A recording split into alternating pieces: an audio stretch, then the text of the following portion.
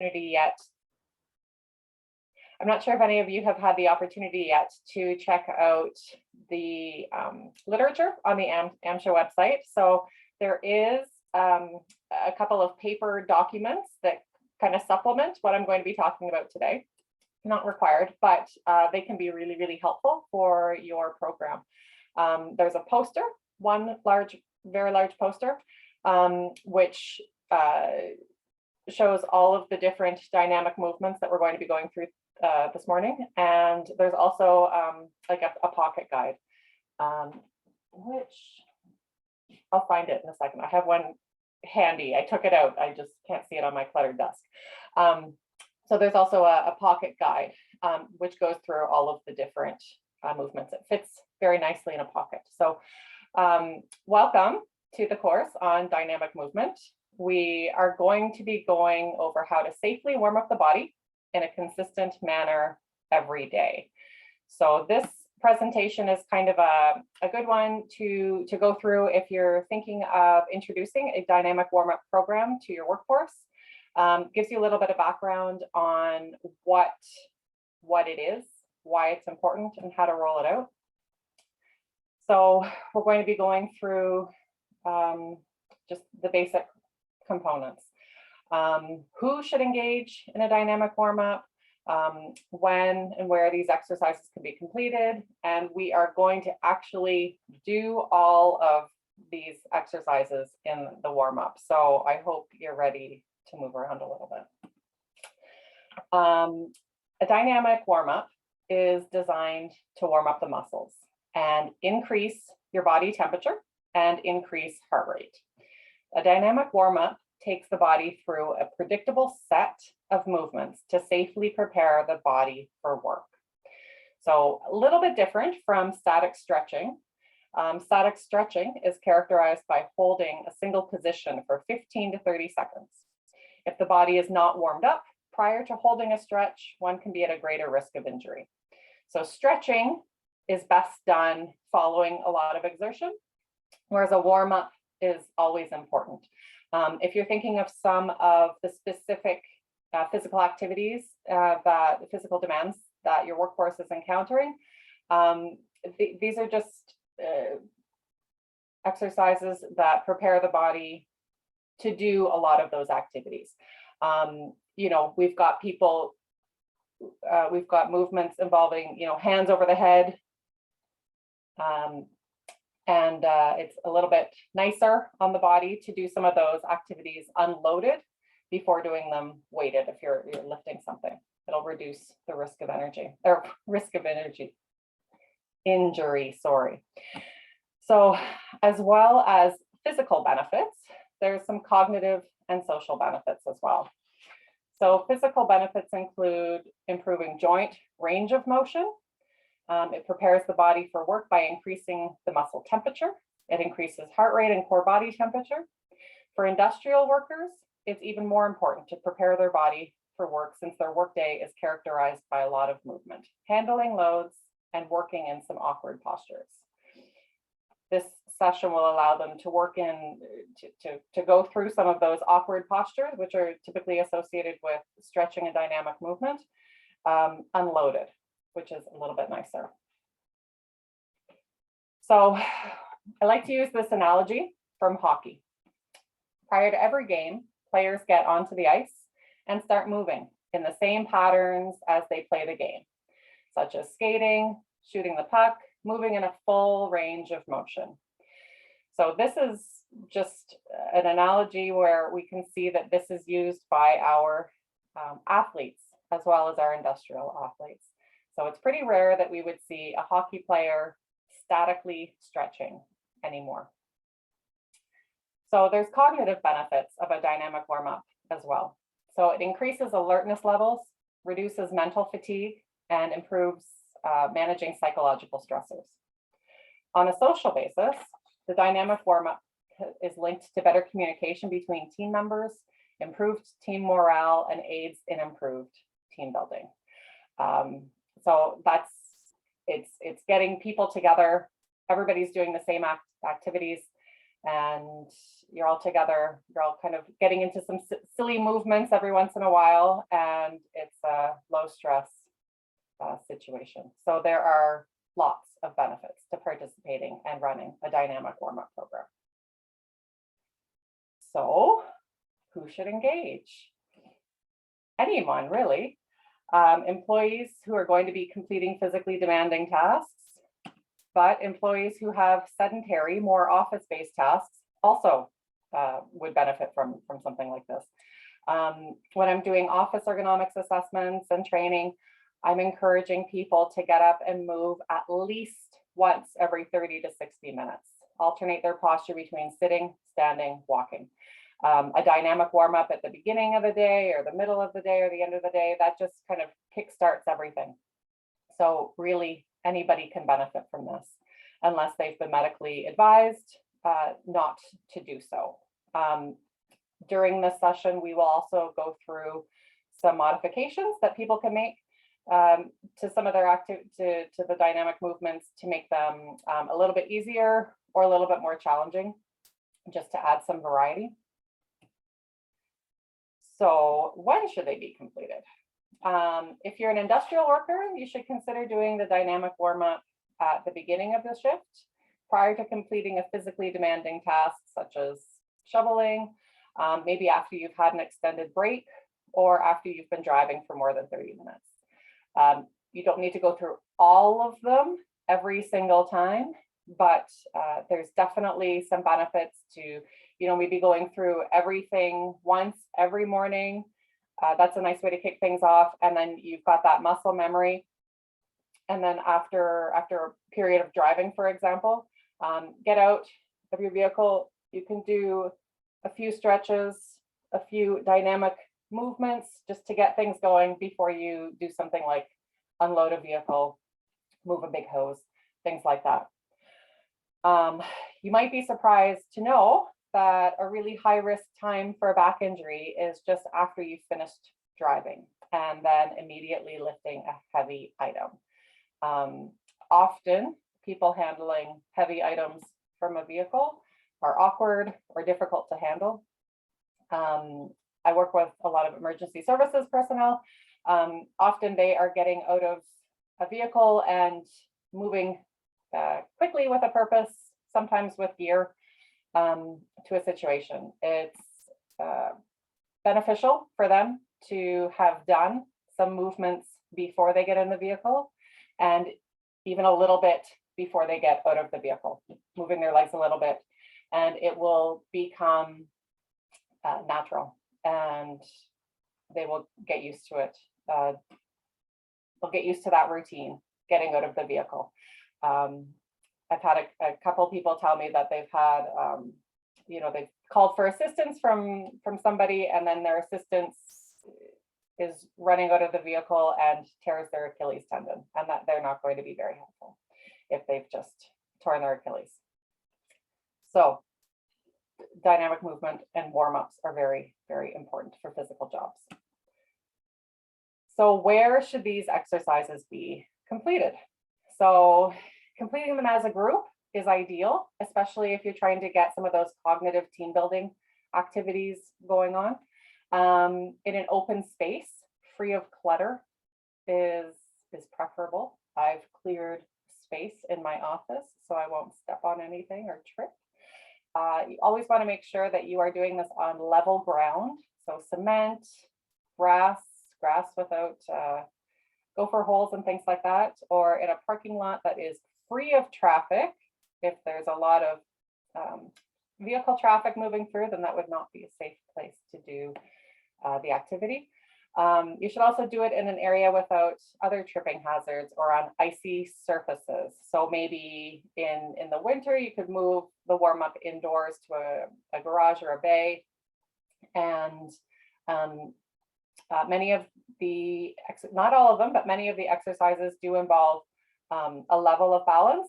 So if you're doing them in an office or in a bay, just making sure that there's some accessible spaces for people to, hold on to the wall for support, or hold on to a chair, hold on to something for a little bit of extra support so that they can complete the movements without fear of falling. So if you haven't seen the dynamic warm-up guide, this is kind of what it looks like. So we're going to be going through some of the pages individually and going through the movements. So basically the dynamic warm-up guide is 11 exercises that warm up the body from head to toe. Each exercise is described. The number of reps that should be completed is indicated. There's also tips to safely and successfully complete the exercise and some strategies to mix it up, to challenge yourself or to make it a little bit easier. So the entire routine, start to finish, typically takes 5 to 10 minutes. And of course, you can do individual dynamic warm-ups throughout the day, interspersed if you need to as possible. So there we are. Sorry, I forgot to click through this. There's tips of everything. So here we are. So if you're ready, let's get moving. I cannot see anybody's video, so I'm just going to assume that you're ready. So I want you to stand up and I want you to find a space where you're at least 6 feet away from everyone else. You want to make sure that your area is free and clear of loose materials, so you can move things out of your way. If you're wearing supportive footwear, you can keep it on. If you're wearing heels or flats or slippers like I just was, you might want to take them off just so that you've got better proprioception in your feet. But if you're wearing good supportive shoes, you should be good. Keep them on. And I mean like lace up. So if you're wearing shoes, work boots, that's perfect. So you want to perform each exercise slowly and smoothly. It's important that the movements are fluid and that you do not experience pain or discomfort. Okay. And if you're doing some of these for the very first time, just be gentle with yourself. You don't want to feel any pain and know that you can progress through this. As I go through, you can watch me do them. I'll be doing them. I also have a video to accompany everything. So the first thing we're going to do is we are going to go through alternating arm raises. So I'll show you the movement and then we'll go through the video and you can do it. Okay. So we want fingers pointed all the way up, fingers pointed all the way down, reach directly overhead, and then you're going to alternate. Okay. So I'm going to go watch the video. Let's see, how can I get her moving? There we are. 10 reps on each side.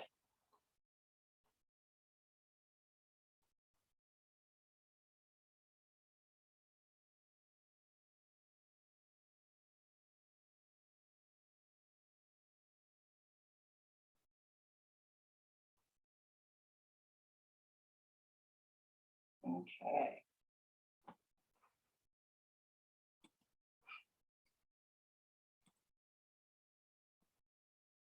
Okay, so you always want to consider raising the arm, you know, halfway or 3/4 of the way if you're having some difficulties fully extending your arm.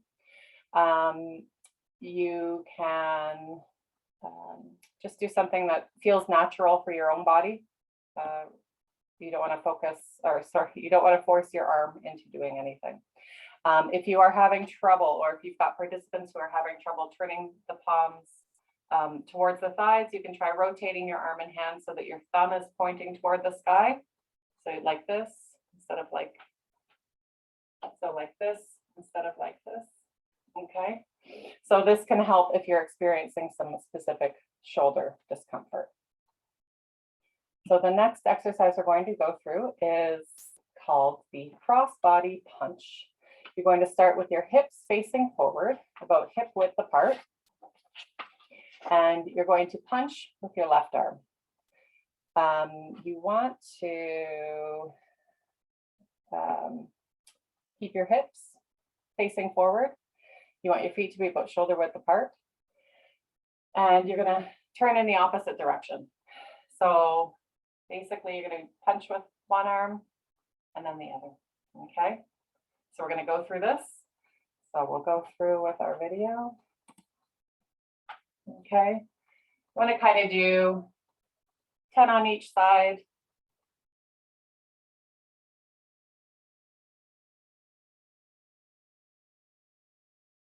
So you might notice that our student is rotating her foot and she's kind of turning her feet and getting onto her toes. So that's trying to avoid twisting at the knee. So that's a really good activity to do. It'll improve your stretch. It'll improve the movement during the stretch, and it'll also protect your knees. Okay. So you want to avoid twisting the back and aim for about 10 times on each side of the body. So there are some modifications that you could do. If you need to, you can raise the arm to only 45 degrees. Okay, you could do this. This is movement. We're just trying to increase circulation and warm up our body. So if you've got shoulder restrictions, you might not want to bring your arm up all the way. So, but you can still get some movements. Okay, raising your arms to about 45 degrees while punching the arm across the body, that will help. If you're having trouble coordinating your arms, hips, and feet, you can try moving only the lower body and rest your hands on the hips. Okay, so that would be kind of doing the same lower body activity. What's nice about a lot of these dynamic warm-ups is that it does involve some movement with the lower body and the upper body. A lot of pivoting your hips, keeping your core strong while you're doing some movements, which is a nice thing if you are if you're kind of recovering from a foot or lower extremity injury. You can still be seated and do some of these activities, and it'll still warm up your body. The next activity we're going to do is for the shoulders, and we call it arm circles. So once again, you're going to stand with your feet about shoulder width apart, and you're going to start with small circles in one direction and slowly make larger circles. And then once you've done 10 in one direction, you can start moving in the opposite direction. And you can make smaller circles, go up to larger circles, and go forward. This is a really nice one, especially if you're going to be preparing to do some upper body work. So we can do this along with the video.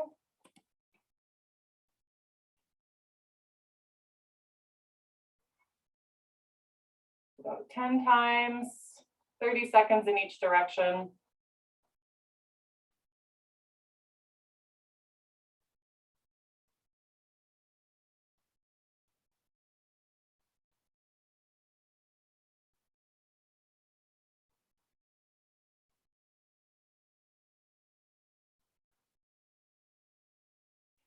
You're starting to feel some discomfort, you can slow it down. You can decrease the size of your circles. You could also bring your arms in and just roll your shoulders. Okay. So if you're having issues or discomfort, just raising your arms out to 45 degrees, doing small circles with the hands lower is good. And if you've got a lot of shoulder, neck, upper back discomfort, you might want to just try keeping the arms low and making it shoulder circles instead. Shoulder circles, okay? In both directions, always want to go in both directions. And this is a really nice activity that I try to incorporate into all of my assessments.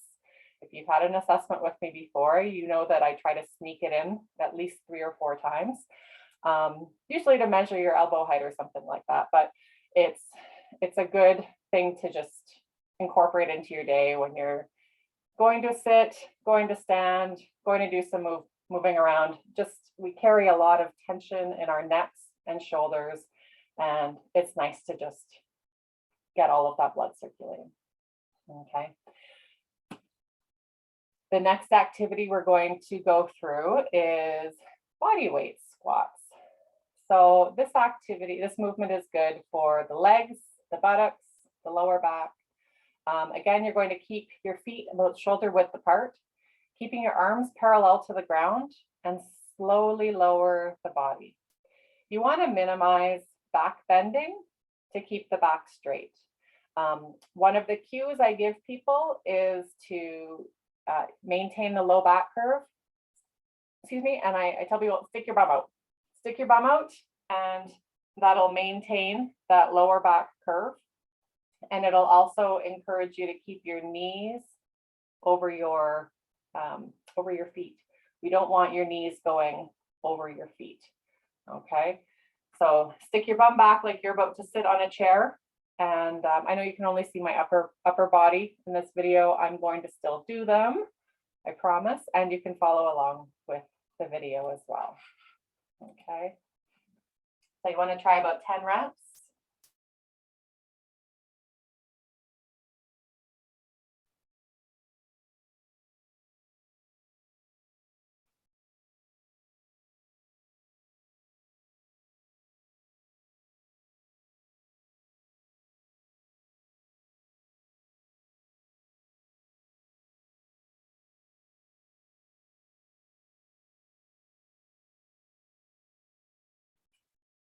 I lost count.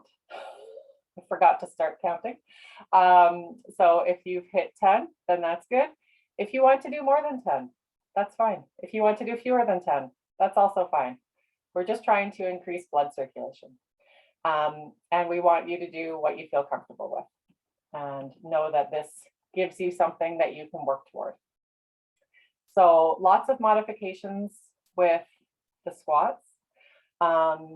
If you have trouble doing a full squat, which is quite difficult, you can try quite a few different modifications. So you can squat with your back up against the wall.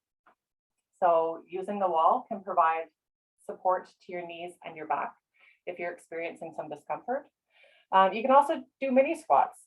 So you can kind of stick your bum out, maintain that lower back curve, and just squat a quarter of the way or half the way. Okay. You can squat with a chair or a bench behind you for support or guidance, or just for safety to make sure that if you do feel a little bit unstable, you'll have the chair there. You can also have something in front of you. You can have the chair or bench in front of you just so that you can hold on to while you are completing your activity, the squat. Okay.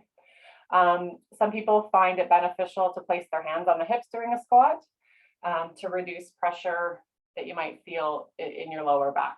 Okay, it changes your posture slightly and can improve your upper body posture to take some of the pressure off your lower back.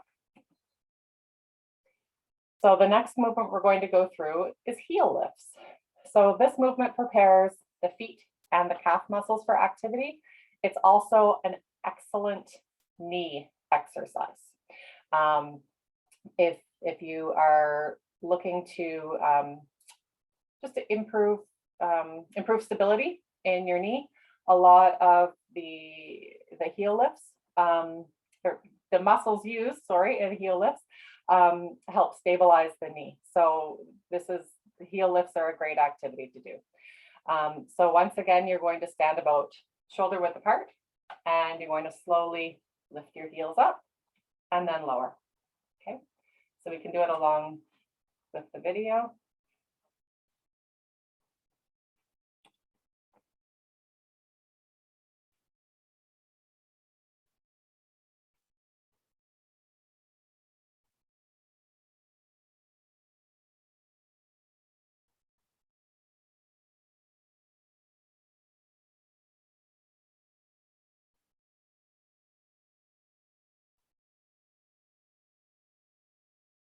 Okay, so that was 10. Once again, you can hold on to something if you need a little bit more support. any stable surface will do.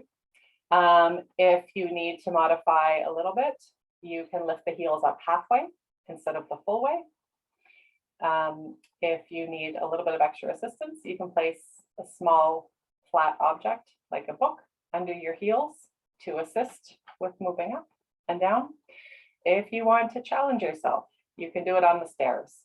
If you're on the stairs, I suggest holding onto something or keeping something close by just in case.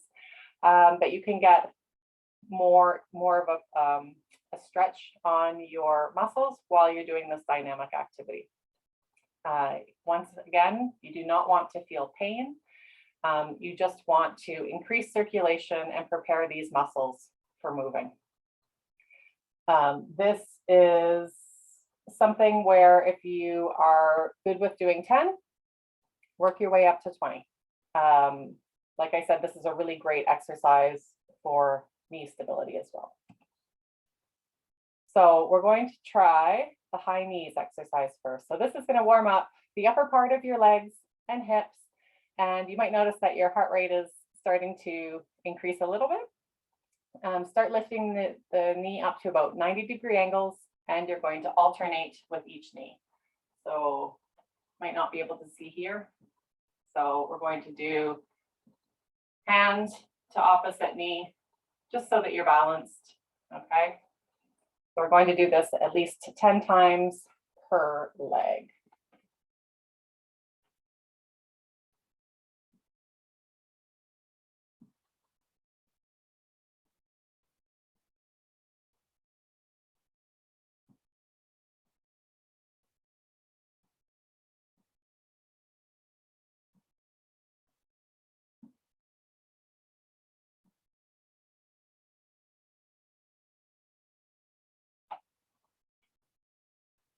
Okay, so depending on what you would like, you can modify it slightly by placing your hands or one hand onto a surface for support. You can change how high you bring your arms. You can have your elbows a little bit more bent if you want to. Bring them up. You can raise your knees a quarter of the way or halfway. You don't need to raise them all the way to hip level. Or if you do really want to increase that range of motion and get them up to hip level, then do them slowly so that you are able to do all of them, okay? Remember that the goal of the dynamic warm-up is to increase, if on the physical side, is to increase range of motion and to raise your heart rate, get the blood flowing so that you're able to complete your physical activities that are required with your job safely. So we call this next activity kickbacks or butt kicks, if you want to be really specific. So this activity is going to warm up the back of the legs, hamstrings, and your buttocks. So what you want to do is, if you've got good balance, then I want you to stand with your knees approximately, maybe a little bit closer than shoulder width apart. You can hold on to something for support if you need to. And you're going to alternate the legs. You want your knees pointing down. You want your knees close together, heel up to your bum on each side, okay? You want to keep your back pretty straight, not ramrod straight, but I don't want to see this. This isn't really going to work your legs that much. You can move your arms if you want to for extra support, for balance. You can hold on to something, but we do want your knees pointed down. So you can follow along with the video, and we want to do 10 reps on each side.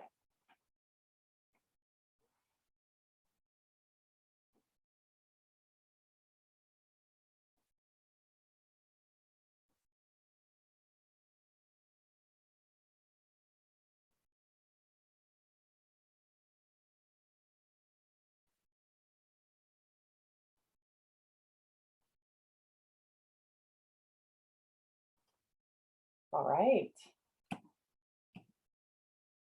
So if you're having some difficulties, like I said, place your hands onto a stable surface for balance. I like to just move my arms too. I find that that helps me out with maintaining my own balance, and it also keeps my upper body moving a little bit.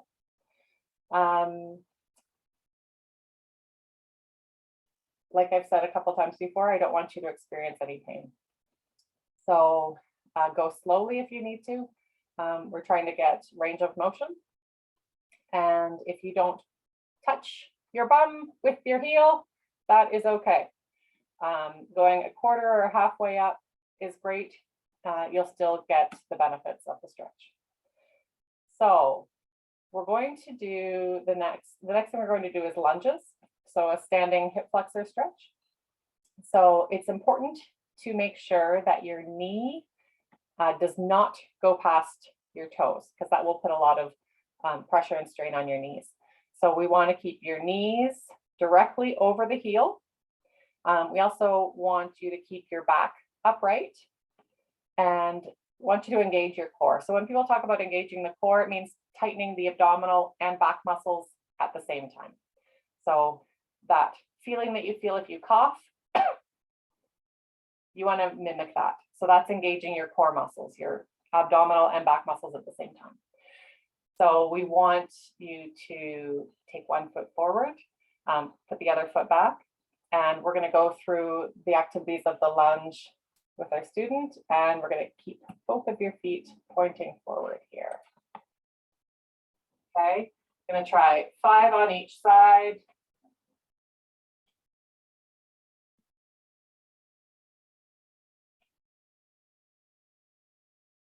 I keep looking to you, but try to make sure that you're looking straight the whole time.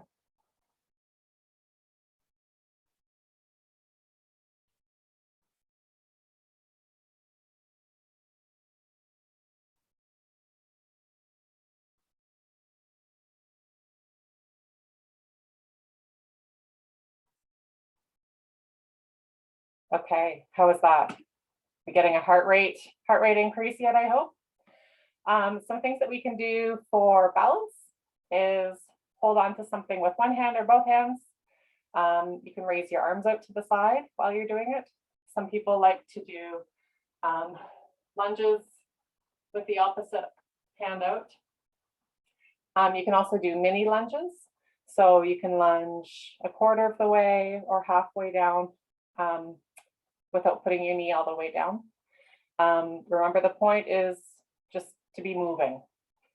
You can also do a stationary lunge where you position kind of your left foot in front and your right foot behind, and your feet stay in place as you go up instead of alternating your feet. Okay, so you're moving up and down, and you're doing that a few times, and then you can switch so that you are moving both sides of your body. If you're having trouble maintaining your balance, you can try a reverse lunge. So have one foot behind, lunge down, make sure that your front knee stays in line with your front foot, and then return to the start. Okay. So the next one we are going to do is the dynamic groin movement. So we're going to warm up the inside of the leg, and what I want you to do is stand with your legs a little bit further than hip width apart. Okay, you're going to point your toes forward, keep your back straight. I like to have my hands on my hips, and you're just going to go from side to side. You're going to shift from side to side. You want your knees pointing forward, and we're just going to move. So you want to make sure that your knees do not go past your toes, and we'll follow along with the video. Okay.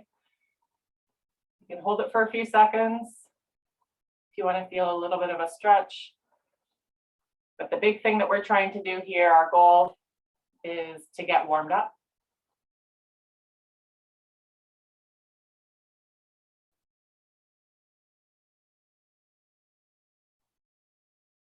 Okay.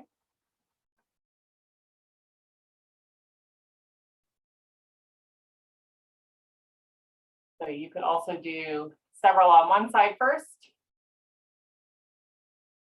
and then move to the other side like she did.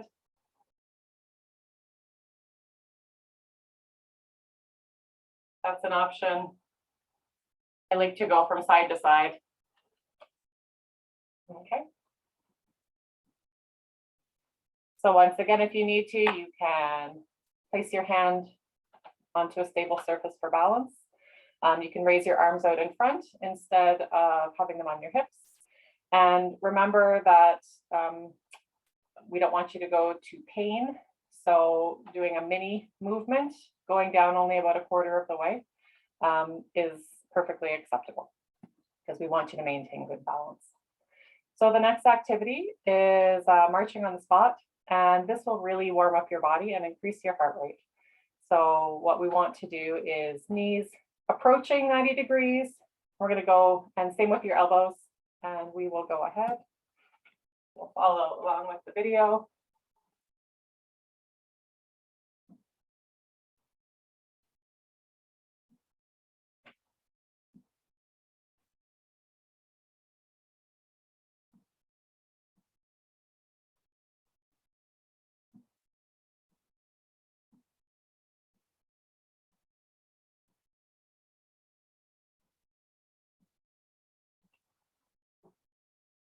Okay, so some modifications.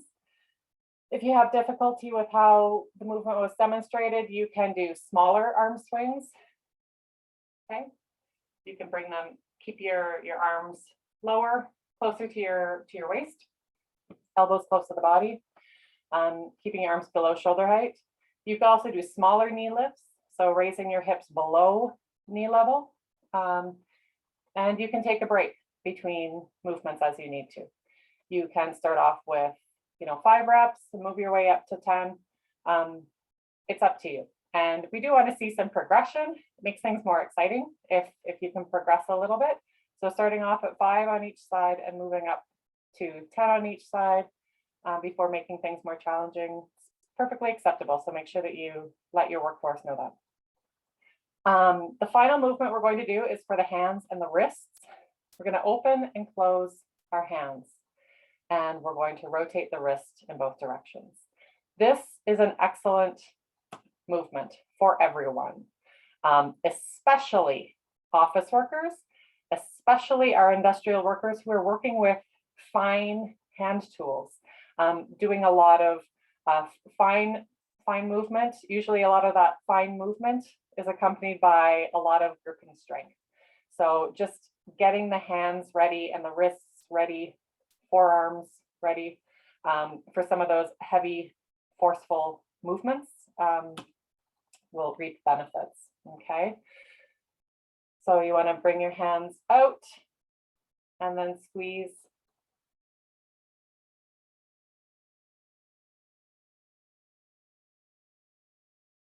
Okay. And then you want to roll your wrists